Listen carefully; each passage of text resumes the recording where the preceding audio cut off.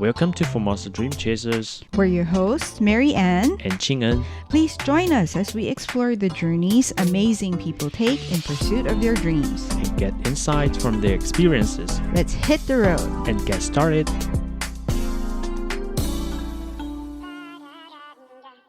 If you're just tuning in, last week Marian and I got to chat with Brad Kao, the founder of 1624 Noodle Bar, which is a restaurant that specializes in Taiwanese noodle dishes. Brad shared with us how he got into the business, and today we continue to learn from him what it really takes to start and run a franchise business. Brad, we discussed a little bit about your background in the hospitality industry and also running your own business in Australia. So, given your experience, what would you say some of the differences in the business environment or consumer habits are? Personally, I think that setting up a business, when you are talking about comparison with Taiwan and abroad, Taiwan is much easier. The door is wider, mainly because the cost of setting is much lower here.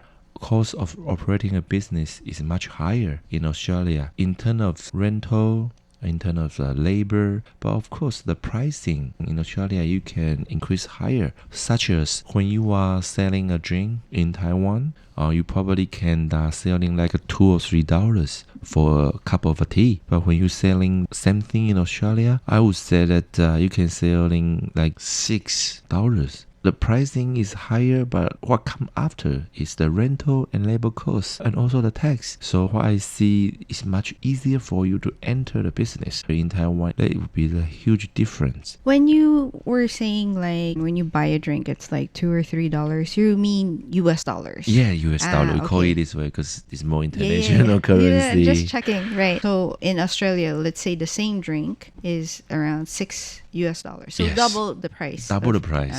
Okay. Yeah. So, what would you say are the challenges of running a restaurant business in Taiwan? Can you share some, like any kind of challenges you've encountered? I think opening a restaurant, opening a bar, opening any food and beverage outlet, the most challenging thing I think is physical and mental. Because running a food outlet, you need to have energy because your shop has to open like 10 hours a day. So if you're working in that environment, at least you need to overcome. You need to ensure you have energy to standing a whole day for cooking or standing a whole day for making a drink, right? So that is a really huge challenge. But that would be for the employee side. For being an owner, you need to consider more, of course. You need to consider how the financial outcome is, and also you have a pressure on the revenue. So the challenge is how to make your business successful. Revenue is such important factors you need to consider. So a lot of challenge to owning your own shop, but it's also a dream, isn't it? And so it must be very exhausted to run the business. You have to work for long hours. And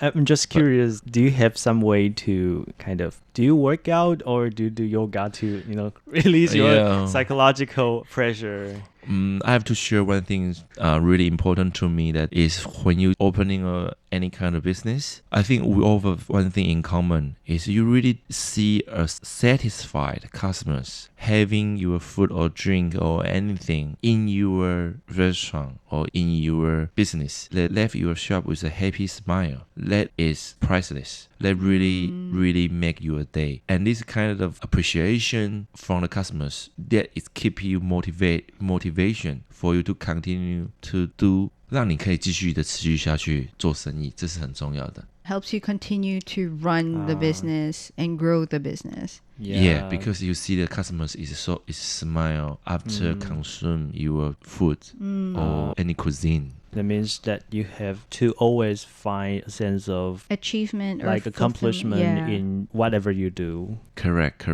Without this patience, I believe all the food and beverage outlets, it really require a lot of hard work. Yeah. So, since you've started running your business, do you have any memorable experiences that you can share with us? Yeah, that's one thing I do like to share. When you open a shop, you always need to remember your first customers. The first customers working your store when you open a shop, and then you watch them consume or enjoy. Like we are selling noodle, right? So I will never forget that there will be a couple and actually it's my landlord. They are Really? 75 years old. It's a very cute old couple. They decide to come dressing a suit, and then the wife dressing so smartly, and then they came into the shop to enjoy the first bowl of the noodle. That really impressed me, and then I would never forget that picture in my memory. So basically, they were your first customer, and they were And the then- first And they are also people. the landlord for my first store. That's pretty Yeah, cool. you know, when you open a business to start your new business, you know the customers is king, it's your everything. But the first one is always really special for your lifetime business. Yeah. Backtracking a little bit on how to turn your dreams of owning a business into reality. You know, given your extensive experience in running different businesses, let's say for somebody who just has a dream of owning a business and wants to start it, capital is always important. So if you don't mind, could you share with us an idea in terms of capital? What is the necessary amount that you should prepare? Well, it really depends of your size of business. Of course, if you are running a decent professional or outlook is fancy and let's call it the classic shops, you probably need to spend a couple of millions. But the capital seems to be important, but capital is always not the major issue, because it's really depending on the size of your business. But basically, like our Noodle Bar, we spend like between 2 million to 3 million Taiwan dollars to open our shop. Yeah.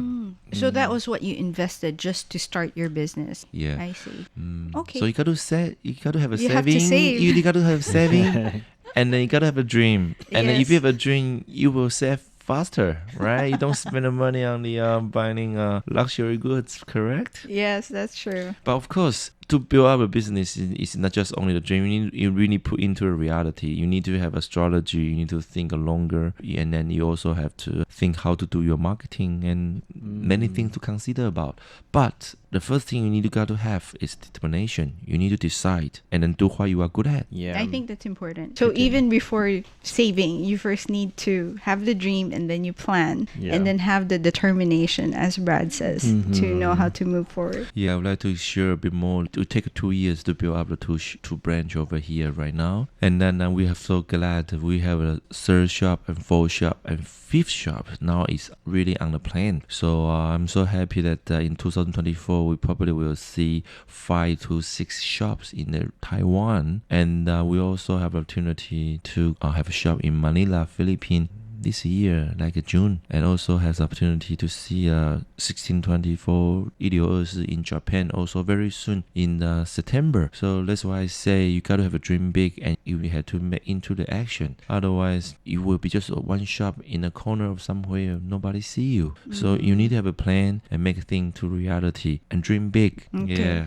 Thank That's you. That's why I love to. I'm so glad, like I said, I'm so glad to come to have this opportunity to share what happening in my past 2 or 3 years. Because it's not I'm not a very successful person. It's I really make the steps into a reality, and there are so many steps you need to adjust during you are doing your business. And every day is a challenge, but the challenge is your fundamental. If no challenge, how to make you are moving on. Can I go deeper into this marketing strategy? Besides having capitals to start your own business, marketing is also an important essence of your business. The environment of your restaurant is pretty cozy. Even this small, it's very comfortable, and I think it attracts young people to visit.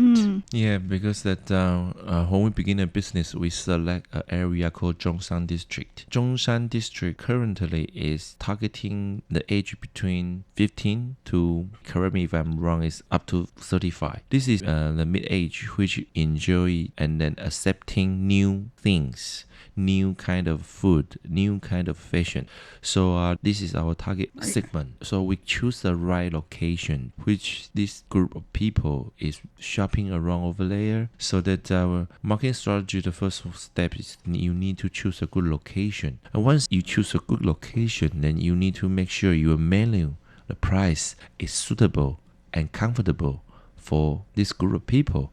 So that, like I say, our noodle shop we targeting the price between 150 NT to 300 NT. There's nothing more than 300 NT, which means a meal costs less than $10, isn't it? So this is a good range for this group of people to enjoy their lunch and dinner.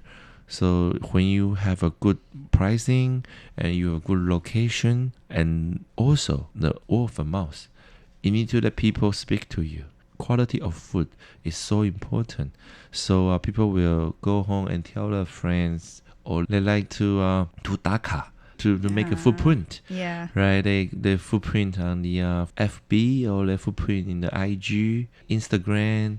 This really help you a lot to build up the fundamental base of customers. They share their consuming experience to the others. So if you control your fundamental very well, then at the end you got a good result and good feedback. Brad, now you already have 2 restaurants in Xingyi and Zhongshan, and some people may say that you are quite successful in business already. So what is your definition of success? Well, this is a big question. I don't think I'm able to say it as successful.